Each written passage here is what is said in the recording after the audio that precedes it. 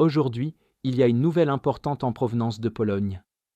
Ici, les drones russes violant l'espace aérien polonais non seulement dans le cadre de la guerre en Ukraine, mais aussi comme un outil pour semer le doute et provoquer la panique à l'intérieur du territoire de l'OTAN. Cependant, la Pologne vient d'annoncer la création d'une stratégie anti-drone qui s'attaquera au problème, alors que la Russie refuse de cesser l'escalade. Lors de la dernière et plus dangereuse escalade à ce jour, un drone non identifié s'est récemment écrasé à l'intérieur d'un complexe militaire polonais à Przasnysz, à seulement quelques mètres d'un dépôt de munitions du 2 centres radioélectroniques, à environ 90 km au nord de Varsovie. Un officier de service a observé le drone survolant la base avant qu'il ne perde le contrôle et ne s'écrase sur les lieux, évitant de justesse ce qui aurait pu être une explosion catastrophique sur le territoire de l'OTAN. La police militaire a sécurisé le drone et ouvert une enquête officielle, mais le mal était déjà fait au niveau stratégique, cet incident montrant à quel point la marge d'erreur est désormais réduite sur le flanc de la Pologne. À une époque où la guerre par drone se propage et où la guerre de la Russie contre l'Ukraine se poursuit, même une défaillance technique peut avoir des conséquences dangereuses. Le risque que le drone provoque une explosion dans le dépôt de munitions a déclenché une alerte immédiate à Varsovie.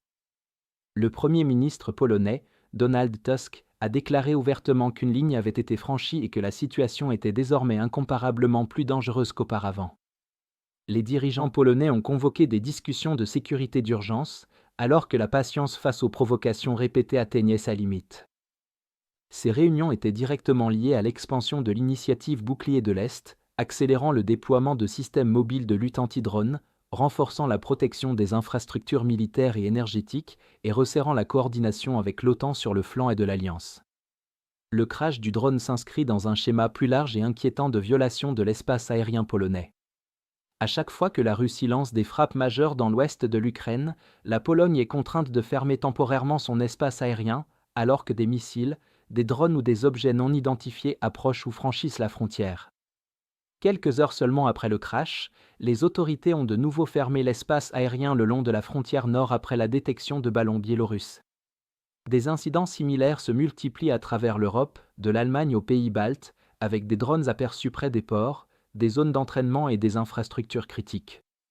Mais surtout, que la dernière incursion de drones ait été accidentelle, due à une négligence ou délibérée importe presque peu, car la Russie était consciente des risques de ses actions depuis longtemps. Les provocations répétées à haut risque, avec des drones franchissant les frontières, la pression hybride et les incidents ambigus sont des événements qui finiront inévitablement par mal tourner.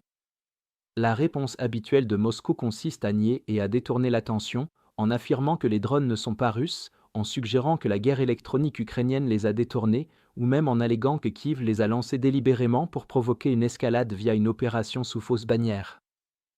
La Pologne, cependant, ne se fait aucune illusion, car les drones sont démontés et formellement identifiés comme étant à 100% russes, ce qui ne laisse aucun doute sur le fait qu'il ne s'agit pas d'une soi-disant erreur, mais bien d'une escalade intentionnelle.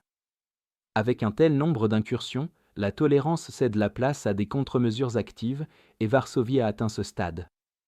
La Pologne a signé un accord historique pour construire ce qu'elle décrit comme le premier bouclier anti-drone entièrement intégré et intelligent d'Europe.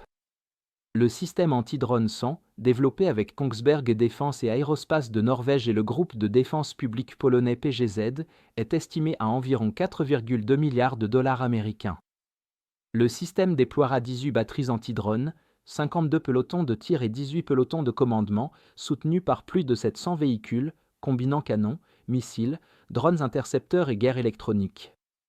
Les premières livraisons sont prévues pour cette année, avec un déploiement complet attendu sous 24 mois.